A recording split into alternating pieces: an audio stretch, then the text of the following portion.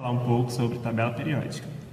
A tabela periódica, como nós conhecemos atualmente, foi desenvolvida por Dmitri Mendeleev em 1869. Ela está organizada em famílias e períodos. As famílias, elas apresentam as mesmas características, como, por exemplo, os metais alcalinos, que são reatíveis com água. Já os períodos estão os elementos que possuem a mesma configuração eletrônica da camada de valência. A ordem dos elementos na tabela periódica se organiza da seguinte forma: em ordem crescente de número atômico. O hidrogênio é a exceção à família dos metais alcalinos. Ele não se encaixa nos metais alcalinos. Grande parte da tabela periódica é composta por metais. As principais características dos metais são: eles são sólidos em temperatura ambiente, com exceção do mercúrio. Eles brilham, são dúcteis, maleáveis e ótimos condutores de calor e eletricidade. Já os ametais são o oposto disso. Eles não brilham, são maus condutores, com exceção do carbono grafite. Já os gases nobres, eles possuem baixa reatividade, alguns são inertes e eles já são estáveis, obedecendo à regra do octeto, com exceção do hélio. Falando dos períodos de família. A tabela é dividida em 18 famílias em 7 períodos.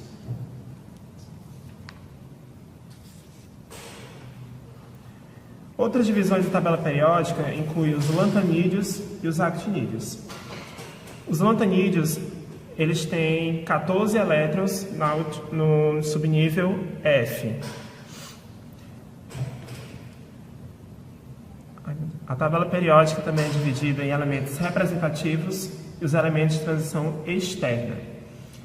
Os elementos representativos, como por exemplo, os alcalinos, na camada de valência termina em S1, alcalinos terrosos S2, família do boro P1, família do carbono P2, família do nitrogênio P3, calcogênio P4 e dos halogênios P5. Já os de transição externa, eles variam na camada de valência entre D1 até D10. Vamos falar sobre o elemento em si da tabela. No meio é o símbolo do elemento, que no caso aqui é o mercúrio, e é Hg por conta que a tradução é em latim. Em cima é o número atômico e embaixo é o peso atômico. O peso atômico está em decimal por conta que é a média ponderada de todos os isótopos do elemento.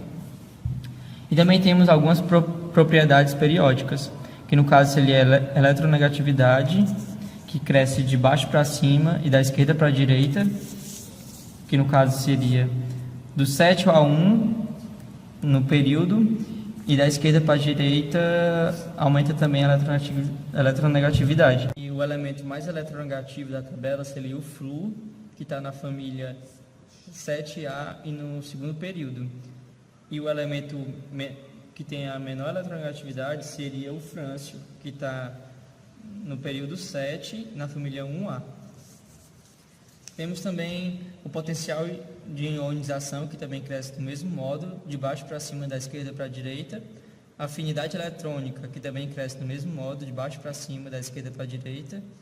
E ao contrário da eletronegatividade, a eletropositividade cresce de cima para baixo e da direita para a esquerda. E também temos o raio atômico, que ele também cresce do mesmo modo da eletropositividade.